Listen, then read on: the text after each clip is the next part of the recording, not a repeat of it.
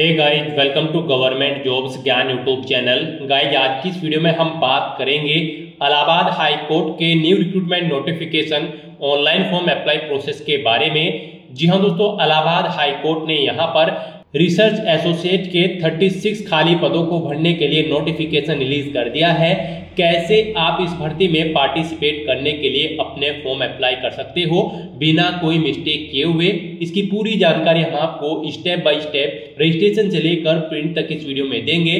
बस आपको इस वीडियो को स्किप के बिना शुरू से लेकर एंड तक देखना है।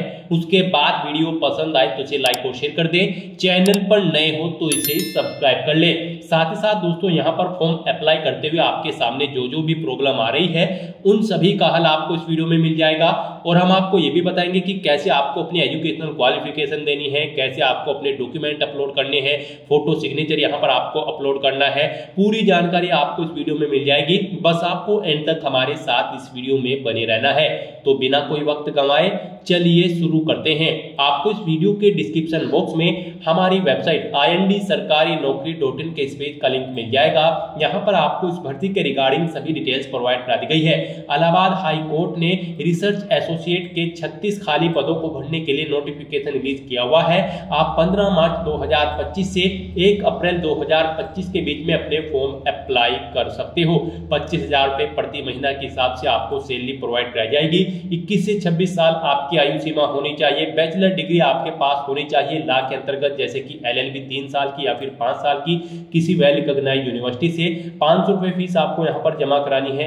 ऑल इंडिया से आप ऑनलाइन अप्लाई कर सकते हो इस पोस्ट के लिए। आपको अप्लाई करने के लिए इस पेज को नीचे स्क्रॉल डाउन करना है, इंपोर्टेंट लिंक सेक्शन में आना है, ऑफिशियल नोटिफिकेशन PDF लिंक पर क्लिक करके इस भर्ती के नोटिफिकेशन को ओपन कर लेना है और इसमें से आपको पूरी डिटेल रीड कर लेनी है। यहाँ पर आपको सभी डिटेल्स प्रोवाइड कर दी गई है, जैसे कि कब से कब तक आप अप्लाई कर सकते हो, क्या आपका एलिजिबिलिटी क्राइटेरिया होना चाहिए, कैसे आप अप्लाई कर सकते हो। पूरी जानकारी आपको यहाँ पर इस नोटिफिकेशन में दे दी गई है। आप सभी डिटेल्स यहाँ से चेकआउट करें, उसके बाद अपना फॉर्म अप्लाई कर ले। फॉर्म अप्लाई करने के लिए भी आपको हमारी वेबसाइट के इसी पेज पर ही अप्लाई ऑनलाइन का ये लिंक दिया गया है। जैसे ही आप इस लिंक पर क्लिक करेंगे तो आपके सामने यहाँ पर इलाहाबाद हाई कोर्ट का ये ऑफिशियल पोर्टल ओपन होगा। गाइस, यहाँ पर अगर आपने पहले से रजिस्ट्रेशन कर रखा है तो आपको लॉगिन की स्टेप पर क्लिक करना है और आपके सामने फिर यहाँ पर लॉगिन का इंटरफेस ओपन हो जाएगा। यहाँ पर आने के बाद आपको अपना रजिस्ट्रेशन नंबर एंटर करना है, अपना पासवर्ड आपको एंटर करना है, ये कैप्चा कोड आपको यहाँ पर एंटर करना है और लॉगिन की स्टेप पर क्लिक करके अपने डैशबोर्ड में लॉगिन कर लेना है और वहां से आपको अपना फॉर्म अप्लाई करना है। और अगर आप अपना पासवर्ड भूल चुके हो तो आप फॉरगेट पासवर्ड ऑप्शन पर क्लिक करके अपना पासवर्ड यहाँ से गेट कर सकते हो। और गाइस, अगर आप इस भर्ती के लिए फर्स्ट टाइम अप्लाई करने जा रहे हो तो सबसे पहले यहाँ पर आपको अपना रजिस्ट्रेशन करना होगा। उसके लिए आपको रजिस्टर की टैब दी गई है, आप इस टैब पर क्लिक करें, आपके सामने रजिस्ट्रेशन का फॉर्म ओपन हो जाएगा। उससे पहले यहाँ पर आपको कुछ जनरल इंस्ट्रक्शंस दिए गए हैं, आप इन्हें केयरफुली रीड करें, प्रोसीड के इस ऑप्शन पर क्लिक करें, फिर यहाँ पर आप अपनी डिटेल्स दें। सबसे पहले यहाँ पर आपको अपना नाम एंटर करना है, फिर आपको अपनी डेट ऑफ बर्थ इस कैलेंडर में से सिलेक्ट कर लेनी है। अपना जेंडर आप सिलेक्ट करें, मेल फीमेल या फिर अदर। उसके बाद यहाँ पर आपसे पूछा गया है आपके फादर या हस्बैंड का नाम। अगर आप मैरिड हो तो आप हस्बैंड का नाम देंगे और अगर आप अनमैरिड हो तो फिर यहाँ पर आपको अपने फादर का नाम एंटर करना है। नेक्स्ट यहाँ पर आपको अपनी नेशनलिटी ऑटोमेटिकली फील्ड मिल जाएगी, इंडियन। फिर यहाँ पर आपसे पूछा गया कि क्या आप शादीशुदा हैं, अगर है तो यस करें, नहीं है तो आप नो ऑप्शन सिलेक्ट करें। फिर यहाँ पर आपसे पूछा गया कि क्या आपके एक से ज्यादा जीवन साथी हैं, अगर है तो आप यस करें। फिर आप इस भर्ती में पार्टिसिपेट करने के लिए एलिजिबल नहीं होंगे तो यहाँ पर आपको नो ऑप्शन सिलेक्ट करना है। फिर आपसे पूछा गया कि क्या आपने अपने उस जीवन साथी से यहाँ पर शादी की है जिसके साथ आप पहले से लिविंग रिलेशनशिप में थे, अगर थे तो आप यस करें। फिर आप एलिजिबल नहीं होंगे और अगर नहीं थे तो यहाँ पर आपको नो ऑप्शन सिलेक्ट कर लेना है। उसके बाद यहाँ पर आपको अपनी कोई ID सिलेक्ट करनी है, आधार, पैन, ड्राइविंग लाइसेंस या फिर पासपोर्ट, आप अपने अकॉर्डिंग ऑप्शन सिलेक्ट करें। फिर यहाँ पर आप अपनी उस ID का नंबर दें। फिर आपसे पूछा गया कि क्या आप कन्विक्टेड है किसी court of law crime case में, अगर है तो यहाँ पर आप यस करें और फिर आप एलिजिबल नहीं होंगे तो यहाँ पर आपको नो ऑप्शन सिलेक्ट करना है। फिर आपसे पूछा गया कि क्या आप इंगेज हैं लॉ क्लर्क या फिर रिसर्च एसोसिएट के पद पर इलाहाबाद हाई कोर्ट की किसी ब्रांच में, अगर है तो आप यहाँ पर यस करें, फिर आप एलिजिबल नहीं होंगे। उसके लिए यहाँ पर आपको नो ऑप्शन सेलेक्ट करना है। नेक्स्ट यहाँ पर आपको अपनी कम्युनिकेशन डिटेल देनी है। पहले आप अपना प्रेजेंट एड्रेस एंटर करें, फिर यहाँ पर आप अपना परमानेंट एड्रेस एंटर करें। और अगर आपका परमानेंट एड्रेस आपके प्रेजेंट पोस्टल एड्रेस के अकॉर्डिंग सेम है तो आप each permanent address same as present postal address के सामने इस चेकबॉक्स को ओके कर दें। ऑटोमेटिकली आपका परमानेंट एड्रेस आपके प्रेजेंट पोस्टल एड्रेस के अकॉर्डिंग फिल हो जाएगा। उसके बाद यहाँ पर आपको अपना मोबाइल नंबर देना है, फिर आपको अपनी ईमेल आईडी यहाँ पर देनी है। उसके बाद यहाँ पर आपको अपनी एजुकेशनल क्वालिफिकेशन की डिटेल देनी है। सबसे पहले यहाँ पर आपको अपनी 10वीं क्लास की डिटेल देनी है। यहाँ पर आप सिलेक्ट करें 10वीं क्लास या फिर उसके इक्विवेलेंट। फिर बोर्ड का नाम यहाँ पर आप सिलेक्ट करें, किस बोर्ड से आपने अपनी 10वीं क्लास पास आउट की है। स्कूल या कॉलेज का नाम यहाँ पर दें।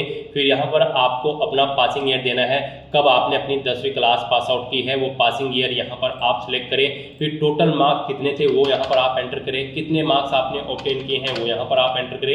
इनके अकॉर्डिंग आपकी परसेंटेज कैलकुलेट होकर यहाँ पर शो हो जाएगी। उसके बाद यहाँ पर आपको अपनी 12वीं क्लास की डिटेल देनी है। बोर्ड का नाम सेलेक्ट करें, कॉलेज का नाम दें। सेम ऐसे ही आपको यहाँ पर अपनी 12वीं क्लास की डिटेल प्रोवाइड कर देनी है जैसे आपने अपनी 10वीं क्लास की डिटेल यहाँ पर प्रोवाइड कराई है। उसके बाद यहाँ पर आपको अपनी ग्रेजुएशन की डिटेल देनी है। गाइस यहाँ पर इस भर्ती में पार्टिसिपेट करने के लिए आपके पास बैचलर डिग्री होनी जरूरी है लॉ के अंतर्गत, जैसे कि LLB की 3 साल की डिग्री या फिर 5 साल की डिग्री किसी वेल रिकॉग्नाइज्ड यूनिवर्सिटी से। और अगर आप LLB के फाइनल ईयर में अपियर हो तब भी आप इस भर्ती में पार्टिसिपेट करने के लिए एलिजिबल हैं, अप्लाई कर सकते हैं। तो यहाँ पर अब आपको अपनी ग्रेजुएशन की डिटेल देनी है। यहाँ पर आपसे पूछा गया है कि क्या आपके पास 5 साल का इंटीग्रेटेड लॉ कोर्स है, तो यहाँ पर आपको यस या नो ऑप्शन अपने अकॉर्डिंग सेलेक्ट करना है। उसके बाद यहाँ पर आपको उसकी डिटेल देनी है। यहाँ पर अगर आपके पास 5 साल का इंटीग्रेटेड कोर्स है तो फिर यहाँ पर आपको कोर्स का नाम सेलेक्ट करना है यहाँ पर लो डिटेल में, और अगर नहीं है तो यहाँ पर आपको नो ऑप्शन सेलेक्ट करना है। फिर आपको अपनी ग्रेजुएशन की डिटेल देनी है। यहाँ पर आपने ग्रेजुएशन में क्या किया है, BA, BSc, BCom, BCA, BBA, BPA, आप अपने अकॉर्डिंग ऑप्शन सेलेक्ट करें। उसके बाद यहाँ पर आप यूनिवर्सिटी का नाम सेलेक्ट करें। फिर यहाँ पर आपको स्कूल या कॉलेज का नाम देना है। उसके बाद यहाँ पर आपको पासिंग ईयर देना है, कब आपने अपनी ग्रेजुएशन पास आउट की है, टोटल मार्क्स कितने थे वो देने हैं, कितने आपने ऑब्टेन किए हैं वो देने हैं। परसेंटेज इनके अकॉर्डिंग आपकी कैलकुलेट होकर आपको शो कर दी जाएगी। और उसके बाद यहाँ पर आपको अपनी लॉ की डिटेल देनी है। यहाँ पर आप कोर्स सेलेक्ट करें, क्या कोर्स आपने किया है, LLB ऑनर्स, BA LLB या फिर BA LLB ऑनर्स, आप अपने अकॉर्डिंग अपना कोर्स यहाँ पर सेलेक्ट करें। फिर यहाँ पर आपको यूनिवर्सिटी का नाम सेलेक्ट करना है, नेम ऑफ द इंस्टीट्यूट या कॉलेज का नाम देना है। उसके बाद आपको यहाँ पर पासिंग ईयर सेलेक्ट कर लेना है, या आपको इस पासिंग ऑफ ईयर जो आपने ग्रेजुएशन जिस ईयर में पास की है उसके अकॉर्डिंग यहाँ पर आपको ऑटोमेटिकली मिल जाएगा। फिर यहाँ पर आपको अपना फाइनल रिजल्ट स्टेटस बताना है, आप अपियर्ड हो या फिर फाइनल कंप्लीट कर चुके हो। फिर यहाँ पर आपसे पूछा गया कि क्या आपके जो मार्क्स है वो CGPA में है, अगर है तो यस करें। और फिर यहाँ पर आप टोटल मार्क्स दें, कितने मार्क्स आपने ऑब्टेन किए हैं वो दे। इनके अकॉर्डिंग आपकी परसेंटेज कैलकुलेट होकर आ जाएगी। और अगर CGPA में नहीं है तो यहाँ पर आप नो ऑप्शन सेलेक्ट करें, टोटल मार्क्स यहाँ पर एंटर करें, कितने ऑब्टेन किए हैं आपने मार्क्स वो एंटर करें। इनके अकॉर्डिंग आपकी परसेंटेज कैलकुलेट होकर यहाँ पर आ जाएगी। फिर अगर आपने यहाँ पर पोस्ट ग्रेजुएशन कर रखी है तो उसकी डिटेल आप दें। क्या यहाँ पर आपसे पूछा गया कि क्या आपने पोस्ट ग्रेजुएशन कर ली है, अगर कर ली है तो यस करें और फिर उसकी डिटेल दें, नहीं की है तो आप नो ऑप्शन सेलेक्ट कर लें। उसके बाद यहाँ पर आपको अपनी कंप्यूटर की नॉलेज की डिटेल देनी है। यहाँ पर आपसे पूछा गया है कि क्या आपको कंप्यूटर की नॉलेज है, अगर है तो यहाँ पर आपको यस करना है, अगर नहीं है तो फिर आप इस भर्ती में पार्टिसिपेट करने के लिए एलिजिबल नहीं है, तो यहाँ पर आपको यस ऑप्शन सेलेक्ट करना है। फिर आपसे पूछा गया है कि क्या आपके पास सर्टिफिकेट या डिप्लोमा है कंप्यूटर ऑपरेशन का, तो यहाँ पर आपको यस ऑप्शन सेलेक्ट करना है। कंप्यूटर नॉलेज सर्टिफिकेट यहाँ पर आप दें, अब जो आपके पास सर्टिफिकेट है उसकी डिटेल्स यहाँ पर आप प्रोवाइड कराएं, आप कंप्यूटर में क्या क्या जानते हैं, बेसिक या फिर एडवांस। उसके बाद यहाँ पर आपको अपनी अदर डिटेल देनी है, जैसे कि फर्स्ट पोस्टिंग प्रेफरेंस यहाँ पर आपको सिलेक्ट करनी है, आप इलाहाबाद में पोस्टिंग चाहते हैं या फिर लखनऊ में, आप अपने अकॉर्डिंग ऑप्शन सेलेक्ट करें। सेकंड प्रेफरेंस यहाँ पर आपको फिर मिल जाएगी। यहाँ पर आपको अपने अकॉर्डिंग अपनी पोस्ट प्रेफरेंस देनी है, आप जिस सिटी में फर्स्ट नंबर पर जॉब करना चाहते हैं उसे यहाँ पर फर्स्ट नंबर पर सिलेक्ट करें, और जिसे सेकंड नंबर पर प्रेफरेंस देना चाहते हैं वो यहाँ पर आपको सेकंड नंबर पर ऑटोमेटिकली मिल जाएगी। उसके बाद गाइस यहाँ पर आपको ये कैप्चा कोड इस कॉलम में एंटर करना है और फिर आपको यहाँ पर सबमिट के इस बटन पर क्लिक कर देना है। नेक्स्ट आपके सामने कुछ इस तरह से इंटरफेस होगा। यहाँ पर आपको एक रजिस्ट्रेशन नंबर और पासवर्ड प्रोवाइड कर दिया गया है। ये रजिस्ट्रेशन नंबर और पासवर्ड आपके रजिस्टर्ड मोबाइल नंबर और ईमेल आईडी पर भी सबमिट कर दी गई हैं। आपको इन्हें केयरफुली नोट डाउन करके रख लेना है, या फिर यहाँ पर आप इनका एक प्रिंट आउट भी ले सकते हैं। आप प्रिंट के इस बटन पर क्लिक करें और इनका एक हार्ड कॉपी प्रिंट आउट ले लें अपने रजिस्ट्रेशन की डिटेल का। यहाँ पर आपका रजिस्ट्रेशन सक्सेसफुली कंप्लीट हो चुका है। अब आपको अपना बाकी का फॉर्म कंप्लीट करना है। आगे यहाँ पर कुछ ही टास्क बाकी रह गई हैं। अब यहाँ पर आपको इस यूजर रजिस्ट्रेशन नंबर और पासवर्ड का यूज करते हुए अपना लॉगिन करना है। फिर आपको अपना फोटो और सिग्नेचर अपलोड करने हैं, अपनी एडिशनल डिटेल देनी है, अपने जो रिक्वायर्ड डॉक्यूमेंट है उन्हें आपको अपलोड करना है और फॉर्म का प्रीव्यू चेकआउट करते हुए आपको फीस पेमेंट करते हुए अपना फॉर्म सबमिट कर देना है। तो यहाँ पर बस अब आपको लॉगिन की स्टेप पर क्लिक करना है। नेक्स्ट आपके सामने यहाँ पर लॉगिन का इंटरफेस ओपन हो जाएगा। अब यहाँ पर आपको अपना रजिस्ट्रेशन नंबर एंटर करना है जो आपको प्रोवाइड किया गया है, अपना पासवर्ड आपको एंटर करना है, ये कैप्चा कोड आपको इस बॉक्स में एंटर करना है और फिर आपको लॉगिन की स्टेप पर क्लिक करके अपने डैशबोर्ड में लॉगिन कर लेना है। आपका डैशबोर्ड आपके सामने कुछ इस तरह से शो होगा। यहाँ पर आने के बाद अब आपको अपलोड इमेज की स्टेप पर क्लिक करना है। उसके बाद आपके सामने कुछ इस तरह से इंटरफेस ओपन होगा। यहाँ पर आपको अब अपना फोटो और सिग्नेचर अपलोड करने हैं। गाइस यहाँ पर आपको दी गई गाइडलाइंस के अकॉर्डिंग अपना फोटो सिग्नेचर अपलोड करने हैं। फोटो यहाँ पर आपका जेपीजी या फिर जेपीईजी फॉर्मेट में होना चाहिए, 20 KB से 40 KB के बीच में। सिग्नेचर भी आपके जेपीजी या फिर जेपीईजी फॉर्मेट में होने चाहिए, ये 10 KB से 20 KB के बीच में होने चाहिए। तो यहाँ पर आपको चूज फाइल बटन पर क्लिक करना है, फाइल को सिलेक्ट करना है और 1 बाय 1 करके यहाँ पर आपको अपना फोटो और सिग्नेचर अपलोड कर देने हैं। इस तरह से यहाँ पर अपना फोटो और सिग्नेचर अपलोड करने के बाद बस अब आपको सबमिट के इस बटन पर क्लिक कर देना है। फिर आपके सामने यहाँ पर पॉपअप शो हो जाएगा, आपका फोटो और सिग्नेचर सक्सेसफुली अपलोड हो चुके हैं। अब यहाँ पर आपको अपनी एडिशनल डिटेल देनी है, आप क्लोज करें। फिर यहाँ पर आप एडिशनल इन्फॉर्मेशन के इस टैब पर जाएं। अब यहाँ पर आपको अपनी एडिशनल डिटेल देनी है। यहाँ पर आपसे पूछा गया है select range for marks obtain in Hindi language in class x. यहाँ पर आपके 10वीं क्लास में हिंदी में कितने % मार्क्स थे, यहाँ पर आप अपने अकॉर्डिंग ऑप्शन सेलेक्ट करें। फिर यहाँ पर आपसे पूछा गया है हिंदी लैंग्वेज में 12वीं में आपके कितने मार्क्स थे, कितने % मार्क्स थे, वो यहाँ पर आप ऑप्शन सेलेक्ट करें। फिर यहाँ पर आपसे पूछा गया है कि यहाँ पर आपको रेंज सेलेक्ट करनी है मार्क्स जो आपने ऑब्टेन किए हैं इंग्लिश में 10वीं और 12वीं में। यहाँ पर आप ऑप्शन सेलेक्ट कर लें, आपने 10वीं और 12वीं में इंग्लिश लैंग्वेज में कितने मार्क्स ऑब्टेन किए हैं, कितने % मार्क्स। उसके बाद यहाँ पर आपको इस पेज को नीचे स्क्रॉल डाउन करना है।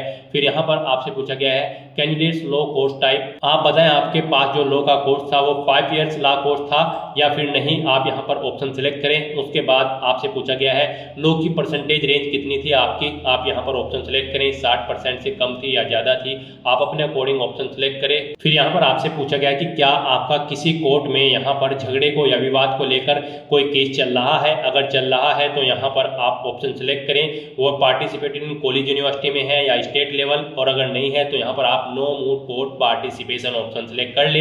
फिर यहाँ पर आपसे पूछा गया है कि क्या आप legal research paper level publish करते हैं, अगर करते हैं तो यहाँ पर आप ऑप्शन सेलेक्ट करें, नहीं करते हैं तो आप नो पेपर पब्लिश ऑप्शन पर सेलेक्ट कर लें। उसके बाद गाइस यहाँ पर आपको अपडेट एडिशनल डिटेल्स इस बटन पर क्लिक कर देना है। इस तरह से यहाँ पर आपकी एडिशनल डिटेल भी सक्सेसफुली फिल्ड हो जाएगी। अब यहाँ पर आपको अपलोड डॉक्यूमेंट इस ऑप्शन पर क्लिक करना है और यहाँ पर आपको अपनी 10वीं की मार्कशीट अपलोड करनी है PDF फॉर्मेट में। यहाँ पर आपकी जो फाइल होगी वो PDF फॉर्मेट में होगी। आप यहाँ पर चूज फाइल बटन पर क्लिक करें, फाइल को सिलेक्ट करें और फिर उसे यहाँ पर आप अपलोड कर दें। इस तरह से आपकी PDF फाइल अपलोड हो जाएगी, उसका प्रीव्यू आप यहाँ से चेकआउट कर सकते हो। और फिर यहाँ पर गाइड आपको सबमिट के इस बटन पर क्लिक कर देना है। सबमिट के बटन पर क्लिक करते ही यहाँ पर आपके डॉक्यूमेंट भी अपलोड हो जाएंगे सक्सेसफुली। अब आपको क्लोज के इस बटन पर क्लिक करना है। यहाँ पर आपको मैसेज शो कर दिया गया है आपकी 10वीं की मार्कशीट अपलोड हो चुकी है। अब आप प्रोसीड बटन पर क्लिक करें और यहाँ पर अब आप अपनी 12वीं क्लास की मार्कशीट भी ऐसे ही अपलोड कर दें PDF फॉर्मेट में। आप चूज फाइल बटन पर क्लिक करें, फाइल को सिलेक्ट करें और फिर यहाँ पर आप सबमिट के इस बटन पर क्लिक करके अपनी 12वीं क्लास की मार्कशीट भी यहाँ पर अपलोड कर दें। फिर यहाँ पर आपको प्रोसीड के बटन पर दोबारा से क्लिक करना है और यहाँ पर आपको फर्स्ट ईयर की लॉ की जो मार्कशीट है वो यहाँ पर आपको PDF फॉर्मेट में अपलोड करनी है। आप चूज फाइल बटन पर क्लिक करें, फाइल को सिलेक्ट करें, सबमिट बटन पर क्लिक करें, क्लोज करें। फिर यहाँ पर आपको फर्स्ट ईयर की मार्कशीट अपलोड हो चुकी है। आप प्रोसीड बटन पर दोबारा से क्लिक करें, अपनी लॉ की सेकंड ईयर की मार्कशीट यहाँ पर आप अपलोड करें। उसके लिए यहाँ पर आप सबमिट बटन पर क्लिक करें, क्लोज करें, प्रोसीड बटन पर क्लिक करें। ऐसे ही आपको यहाँ पर first, second, third, fourth, fifth year तक की अपनी सभी मार्कशीट यहाँ पर अपलोड कर देनी है लॉ की। उसके बाद यहाँ पर गाइड आपको वन बाय वन करके ऐसे यहाँ पर अपनी सभी मार्कशीट अपलोड कर देनी है। फिर यहाँ पर आपसे कहा गया है कि आपने सेलेक्ट किया है no moot court participation under heading moot court participation level. तो यहाँ पर क्या ये ओके है? तो यहाँ पर अगर ओके है तो आप प्रोसीड बटन पर क्लिक करें, फिर यहाँ पर आप ओके करें। उसके बाद यहाँ पर आप दोबारा से प्रोसीड बटन पर क्लिक करें। यहाँ पर आपसे पूछा गया है क्या आपने ऑप्शन सेलेक्ट किया है नो पेपर पब्लिश, तो यहाँ पर आप ओके करें। फिर यहाँ पर आपसे पूछा गया है आपके जो मार्क्स थे अवार्डेड लॉ के अंतर्गत वो सीजीपीए में नहीं थे, तो यहाँ पर भी आपको प्रोसीड बटन पर क्लिक करना है, ओके करना है।